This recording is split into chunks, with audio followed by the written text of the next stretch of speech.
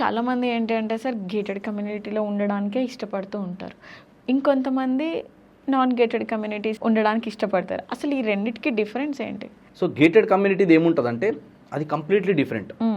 కొంచెం luxury segment అనొచ్చు, safety security అనొచ్చు, కొన్ని ఎమ్యూనిటీస్ ఎక్కువ ఉంటాయి, కొన్ని ఫెసిలిటీస్ ఎక్కువ ఉంటాయి, అట్మాస్ఫియర్ బాగుంటుంది, జనాలు అక్కడ ఉండే వాళ్ళందరూ వాళ్ళ లైఫ్ స్టైల్ వేరే ఉంటుంది.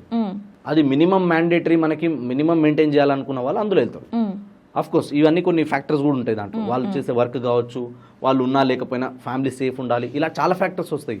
మనం ఒకటే దాన్ని పట్టుకొని ఇదే అని చెప్పి ఎవరు చెప్పడానికి లేదు. నిజంగా అదే నిజంగా రీజన్ అయితే కొనేటోళ్ళు ఏమంత తెలివి తక్కువలు కాదు. వీళ్ళ సంగతి పక్కన పెడితే అమ్మేటోళ్ళు అంతకన్నా తెలివి తక్కువలు కాదు. వాళ్ళు 100 కోట్లు 1000 కోట్లు పెట్టి ఇంత పెద్ద బిల్డింగ్లు ఎందుకు కడుతున్నారు? వాళ్ళు ఏమైనా ప్రాబ్లం అయితే వాళ్ళకి కూడా లాసే కదా. సో వాళ్ళు ఎందుకు కడుతున్నారంటే లైఫ్ స్టైల్ కి తగ్గట్టు డిజైన్ చేస్తున్నారు ఫ్యూచర్ డిమాండ్ కోసం. సో ఇక్కడ ఏంటంటే మనము అన్ని రకాలుగా ఎమ్యూనిటీస్ ఫెసిలిటీస్ ఇస్తున్నారు, మనకు తగ్గట్టు ఉంది కాబట్టి దాంట్లో వెళ్ళే వాళ్ళు ఉంటారు. మళ్ళీ ఒక మాట చెప్తాను, గుర్తుపెట్టుకోండి, ఎవరైనా సరే వీడియో చూసేవాళ్ళు, లగ్జరీ అనేది ఎప్పుడు ఎండవదు.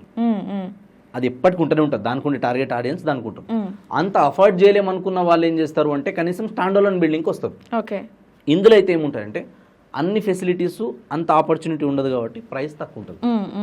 ఇవి డిఫరెన్సెస్. కాబట్టి ఎవరి రిక్వైర్మెంట్ తగ్గట్టు వాళ్ళు, ఎవరి బడ్జెట్ తగ్గట్టు వాళ్ళు, వాళ్ళ అవసరాలకు తగ్గట్టుగా, వాళ్ళ కోరికలకు, వాళ్ళ కళలకు తగ్గట్టుగా వాళ్ళు ప్లాన్ చేస్తారు. సో ఏది వాళ్ళకి సెట్ అవుతుందో అది మాత్రం చూసుకుంటారు. సో దీంట్లో రైట్ రాంగ్ అనేది ఏముండదు. There is nothing right and nothing wrong.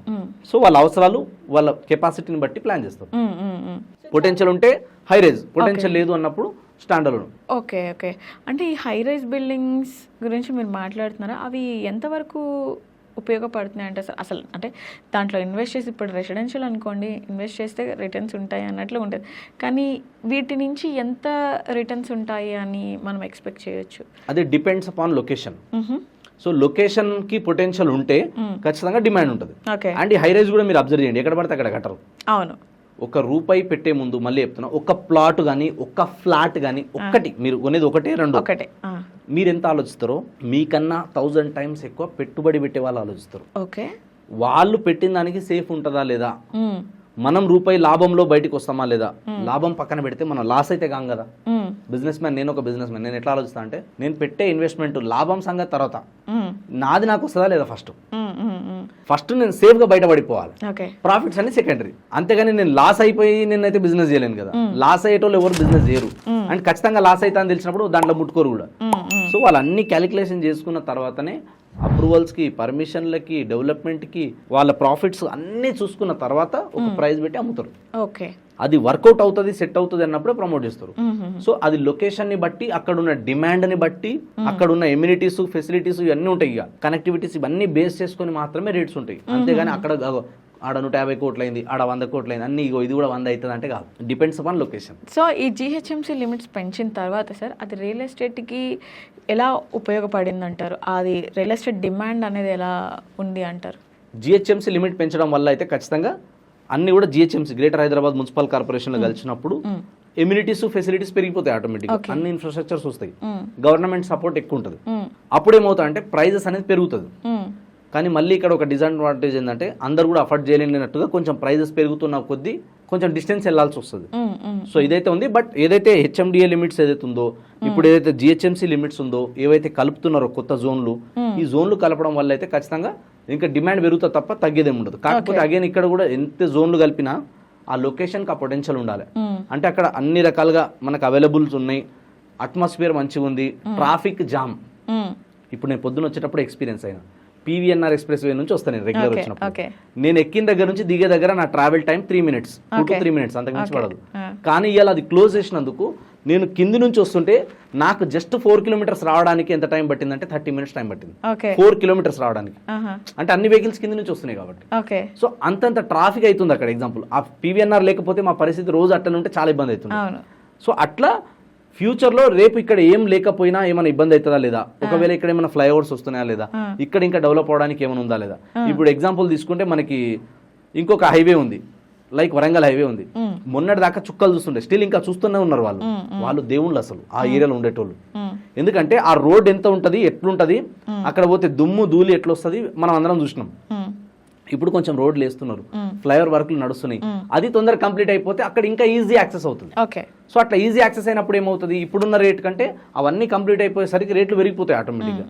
కాబట్టి జోన్లు పెంచడం వల్ల, ఏరియాని మెర్జ్ చేయడం వల్ల ఫ్యూచర్లో ఇంకా జనాలు పెరుగుతారు. ఇప్పుడు రీసెంట్గా వచ్చిన లేటెస్ట్ సర్వీస్ ఏం చెప్తున్నాయంటే 1,40,00,000 మంది జనాభా ఉన్నారు ఇప్పుడు ఇవన్నీ కలిపితే.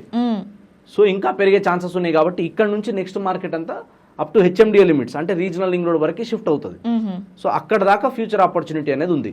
అండ్ ఇది పెరగడం వల్ల కూడా అన్ని రకాలుగా గవర్నమెంట్ సపోర్ట్ ఉంటుంది, అన్ని రకాలుగా వాళ్ళకి అవైలబుల్ ఉంటుంది. కాబట్టి కొంచెం ప్రైజెస్ పెరిగే ఛాన్సెస్ అయితే ఉంటాయి. కానీ ఇది పెంచినంత మాత్రాన అన్ని పెరిగిపోతాయని కూడా లేదు. Depends upon location and demand, ఈ రెండు బేస్ చేసుకొని ఉంటాయి అనమాట. ఓకే. సో మనం ఎంతసేపు హైదరాబాద్ గురించే మాట్లాడుకుంటున్నాం sir. What about Amaravati? Like Hyderabad versus Amaravati అని అంటే మీరు ఏం చెప్తారు? హైదరాబాద్ వర్సెస్ అమరావతి ఎప్పటిగానే కాదు. అవునా? అంటే ఇప్పుడున్న సిచ్యువేషన్లో అసలే కాదు. ఎందుకంటే హైదరాబాద్ అనేది ఆల్రెడీ ఒక హైట్కి వచ్చేసింది.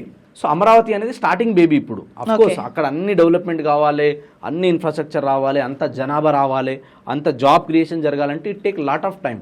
ఓవర్ నైట్లో అయిపోతుంది, రేపు పొద్దుగాల అయిపోతుంది, అమరావతి అయిపోయి రేపు పొద్దున ఇక ఇది అయిపోతుంది అంటే కాదు. సో టు బి ప్రాక్టికల్ అట్లా ఎట్లా అవుతుంది, 5 సంవత్సరాలు అయిపోతుంది కదా ఇది కూడా. It take some time. Minimum ఒక డెకేడ్ అక్కడ గవర్నమెంట్ స్టాండ్ అయి ఉండి, అక్కడ వాళ్ళు తీసుకొచ్చే పాలసీలు, అక్కడ తీసుకొచ్చే డెవలప్మెంట్ని బేస్ చేసుకొని మాత్రమే వీ కెన్ ఎస్టిమేట్. బట్ ఇప్పుడు హైదరాబాద్ మార్క్ని టచ్ చేయాలంటే ఇట్ టేక్ సమ్ టైం. ఎందుకంటే హైదరాబాద్కి కొన్ని సంవత్సరాల చరిత్ర ఉంది, కొన్ని లక్షల మంది ఇక్కడ వచ్చారు, కొన్ని కోట్ల మంది ఇక్కడ వచ్చారు, కొన్ని కోట్ల రూపాయలు ఇక్కడ ఇన్వెస్ట్మెంట్ చేసిన తర్వాత ఇలా హైదరాబాద్ ఈ స్టేజ్కి వచ్చింది. అంత పెద్ద ఇన్వెస్ట్మెంట్ అక్కడ కూడా రావాలి కదా. అవుతుంది, మేబీ అవ్వచ్చు, but it take some time. Matter of time అంతే. బట్ ఓవర్ నైట్లో అయిపోతుంది, రేపు పొద్దుగాల అయిపోతుంది, మొన్న గచ్చిబౌలి ఇంత పోయింది కదా, రేపు అమరావతిలో కూడా గింతే పోతుంది అంటే కాదు. ఇట్ టేక్ ఏరియాని బట్టి, అక్కడున్న డెవలప్మెంట్స్, అక్కడున్న పబ్లిక్ డిమాండ్ని బేస్ చేసుకొని మాత్రమే పెరుగుతుంది. లేదు నేను ఇష్టం వచ్చినట్టు పెంచేస్తా అంటే కాదు. So this is what my personal analysis, my personal experience అంటే. సో ఫైనల్గా మీరు ఏం చెప్పాలనుకుంటున్నారు? భూమి ఆకాశమైనా, ఆకాశం భూమైనా ఇలాంటి అవకాశం మళ్ళీ రాదు. This is the best time to invest. So మామ చెప్పిండు, కాక చెప్పిండు, గంత దూరమా, రేట్ పడిపోతుంది, తగ్గిపోతుంది, ఇంకా డిమాండ్ ఏమైనా స్లో అవుతుంది, ఎవరు కొంటలేరంట మార్కెట్లో అంటే మీరు భ్రమలో బతుకుతున్నారు. దయచేసి బయటికి రండి. ఇప్పుడు మళ్ళీ చెప్తున్నా, ఇంత ఎర్లీగా వీలైతే అంత ఎర్లీగా మీ దగ్గర ఉన్న డబ్బుని ల్యాండ్లో, రియల్ ఎస్టేట్లో ఇన్వెస్ట్మెంట్ చేయండి. అగో బంగారం పెరిగిపోయాయి, అగో గోల్డ్ పెరిగిపోయాయి, అగో సిల్వర్ పెరిగిపోయాయి అని చెప్పి అవి చూస్తున్నారు. నాకు ఒక ఇంటెలిజెంట్ పర్సన్ వారెన్ బఫెట్ గారు ఏమంటారంటే, ఏ బిజినెస్ అయితే నీకు అర్థం కాదో దాంట్లో ఇన్వెస్ట్మెంట్ చేయకంటాడు ఆయన. If you won't understand the concept, never invest అంటాడు. గోల్డ్ది మీ చేతిలో నా చేతిలో ఏమైనా ఉంటుందా? అస్సలు. అది మార్కెట్ ఎప్పుడు ఎట్లా ఫ్లెచ్ అవుతుందో తెలియదు. నేను గోల్డ్ కొనకండి, గోల్డ్ పెరుగుతలేదు అంటలే. గోల్డ్కు ఉండే డిమాండ్ గోల్డ్కు ఉంటుంది, కానీ గోల్డ్ కంటే కూడా డిమాండ్ ఉన్నది రియల్ ఎస్టేట్. సో రియల్ ఎస్టేట్కు ఉన్న టర్మినాలజీ వేరు, రియల్ ఎస్టేట్కు ఉన్న స్ట్రాటజీ వేరు, రియల్ ఎస్టేట్కు ఉన్న గ్రోత్ వేరు. సో అది గ్రోత్, ఆ టర్మినాలజీ అర్థం చేసుకున్న వాళ్ళు దాంట్లో ఇన్వెస్ట్మెంట్ చేస్తే బాగుంటుంది. లేదు అంటే ఇప్పుడు మీరైతే అప్పు తీసుకొచ్చి అయితే గోల్డ్ కొనలేరు కదా. మొన్న ధనుమని పెరిగింది, మళ్ళీ ధనుమని తగ్గింది. సిల్వర్ ధనుమని పెరిగింది, అరే ఇంతగానం పెరిగిపోయింది, మళ్ళీ తగ్గింది. సో అది మార్కెట్ ని బట్టి ఫ్లక్చువేట్ అవుతా ఉంటుంది. సో రియల్ ఎస్టేట్ మార్కెట్ అంత ఈజీగా, అంత స్పీడ్ గా ఫ్లక్చువేట్ అవ్వదు. So it take some time. So natural గా, ఆర్గానిక్ గా గ్రోత్ అనేది రియల్ ఎస్టేట్ లో ఉంటది. కాబట్టి don't compare real estate with any others. నేను పర్సనల్ గా ఏం నా మీద ఉందంటే, నేను చేసింది కూడా చెప్తున్నా మీకు. నాకు ఒక మంచి ప్రాపర్టీ వస్తుంది, దాని వాల్యూ ఫ్యూచర్లో పెరుగుతుంది, అది నాకు మంచి రిటర్న్ వస్తుంది అన్నప్పుడు నా ఇంట్లో ఉన్న బంగారం కావచ్చు, సిల్వర్ కావచ్చు, అన్ని అమ్మి పడేస్తాను నేను. అన్ని అమ్మేసైనా సరే again I go to land and I go to purchase in real estate only. So real estate ఆ పొటెన్షియల్ ఉంది కాబట్టి market will again bounce back. ఎంత స్పీడ్ గా బౌన్స్ అవుతుంది అంటే మీకు చూస్తారు అది. కాబట్టి ఏదో అమ్ముకోనిక మస్తు చెప్తారు వీళ్ళు, మైకుల ముందుకు వచ్చి, కెమెరా ముందుకు వచ్చి, వీళ్ళు సేల్ చేసుకొని మస్తు డబ్బాలు కొడతారంటారు కదా. నాతో పాటు రండి, నేను మీకు సబ్ రిజిస్టర్ ఆఫీస్లో తీసుకుపోతా. చూడండి జనాలు వస్తున్నారా లేదా, రిజిస్ట్రేషన్లు అవుతున్నాయా లేదా, ప్రాపర్టీలు అమ్ముడు పోతున్నాయా లేదా, ఇవన్నీ చూడండి. గ్రౌండ్ లెవెల్ రియాలిటీ తెలుసుకొని మీరు ఇన్వెస్ట్మెంట్ చేస్తే బాగుంటుంది. సో అలా మీరు ఇప్పుడు ఇన్వెస్ట్మెంట్ చేసుకోగలిగితే next 5 to 10 years minimum waiting period. Outer దాటి వెళ్తున్నారంటే 5 to 10 years is minimum waiting period. అంతేగాని 2 rupees ఇంట్రెస్ట్ వస్తుందా, 5 rupees ఇంట్రెస్ట్ వస్తుందా, గోల్డ్ పెరిగినంత స్పీడ్గా ల్యాండ్ పెరుగుతుందా, ఈ కంపారిజన్ చేయకండి. Depends upon area, depends upon గ్రోత్ని బేస్ చేసుకొని పెరుగుతుంది. కాబట్టి మీరు మీ దగ్గర డబ్బు ఉంటే I personally suggest go and invest in real estate, and real estate will bounce back again. And డెఫినెట్గా ఈరోజు పెట్టిన వాళ్ళందరూ కూడా ఒక 10 years తర్వాత షబాష్ రియల్ ఎస్టేట్లో ఒక మంచి ప్రాపర్టీ ఇన్వెస్ట్మెంట్ చేసిన అన్న ఫీలింగ్, ఆ సాటిస్ఫాక్షన్ అయితే లైఫ్ టైం ఉంటుంది. అది నేను బలంగా నమ్ముతున్నాను. సో ఈ వీడియోలో, ఈ కాన్వర్జేషన్లో నేను ఎక్స్ప్లెయిన్ చేసింది అంతా కూడా it's all my personal experience, నాకు జరిగిన అనుభవాలే తప్ప ఎవరినేదో అనాలని కాదు, ఎవరినేదో తిట్టాలని కాదు. సో దిస్ ఈజ్ వాట్, అంటే ఒక్కొక్కరికి ఒక స్టైల్ ఆఫ్ ఎక్స్ప్లెనేషన్ ఉంటుంది.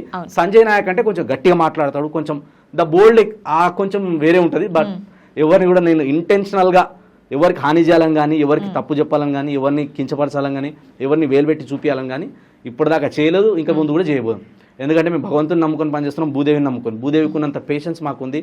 ఆంజనేయ స్వామి లెక్క ఎంత ఎదిగినా కూడా, రాముడి కాళ్ళ దగ్గర ఎట్లయితే ఉంటారో మేము కూడా ఎంత ఎదిగినా కూడా గ్రౌండ్లోనే, నేల మీదనే నిలబడి ఉంటాం. Because nothing is permanent. So అందుకని చెప్పేసి ఏం చెప్పినా కూడా ఇది నా పర్సనల్. సో ఎవరిని కూడా ఏం అనాలం కాదు, బట్ ఏది చేసినా కూడా 1-2 సార్లు ఆలోచించి, మీ కష్టార్జితం పెడుతున్నారు కాబట్టి వైజ్ డెసిజన్ తీసుకోండి. చూస్తున్నారు కదా సార్, ఎవరిని ఉద్దేశించి నేను చెప్పట్లేదు, this is my personal experience అనే చెప్తున్నారు. అండ్ సార్కి కంగ్రాచులేషన్స్ చెప్దాం, బికాస్ 10 years కంప్లీట్ చేసుకున్నారు రియల్ ఎస్టేట్లో, ఇప్పుడు 11th yearలోకి వెళ్తున్నారు. ఇలాగే చాలా చాలా సక్సెస్ఫుల్గా తన జర్నీ ఉండాలని మనస్ఫూర్తిగా కోరుకుందాం. అండ్ ఇన్వెస్ట్మెంట్ అనేది ఒకసారి చేస్తాం కాబట్టి 100కి 1000 సార్లు ఆలోచించండి. సో రియల్ ఎస్టేట్ ఎక్స్పర్ట్స్తో కూర్చొని డిస్కస్ చేయండి. ఫ్యామిలీ అందరితో కూర్చొని ఎలా డిస్కస్ చేస్తామో వాళ్ళతో కూడా కూర్చొని డిస్కస్ చేసి ఒక మంచి ఇన్వెస్ట్మెంట్ చేస్తే ఫ్యూచర్కి చాలా యూజ్ అవుతుందనే చెప్తున్నారు. సో వీడియో కనుక మీకు నచ్చినట్లయితే లైక్ చేయండి, షేర్ చేయండి, సబ్స్క్రైబ్ చేయండి. వీడియోని ఎక్కడ కూడా స్కిప్ చేయకుండా చూస్తేనే సంజయ్ నాయక్ గారు చెప్పిన విషయాలన్నీ కూడా మీకు అర్థమవుతాయి. అండ్ ఇంకొక వీడియోతో, ఇంకొక గెస్ట్తో మళ్ళీ నేను మేము ముందుంటాను. This is Vasavi Acharya signing of.